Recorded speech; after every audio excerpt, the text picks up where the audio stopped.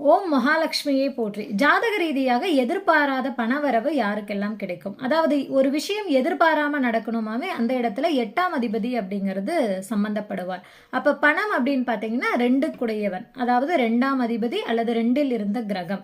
அப்ப 2, 8 ஆகிய கிரகங்கள், அதாவது 2ஆம் அதிபதியும் 8ஆம் அதிபதியும் ஒரு வகையில் பரிவர்த்தனை ஆகிறது, அல்லது 6ஆம் அதிபதியும் 8ஆம் அதிபதியும் ஒரு வகையில பரிவர்த்தனை ஆகிறது, நட்சத்திர சாரம் கொடுக்கறது அப்படிங்கிற பட்சத்துல இருந்தது அப்படின்னா உங்களுக்கு ஒரு எதிர்பாராத அதிர்ஷ்டத்தின் மூலமாக பணம் கிடைக்கும். ஆனா அதுக்கு அந்த கிரகங்களோடு தசாபுத்தி நடந்ததுனால அது 100% பலன் தரும்.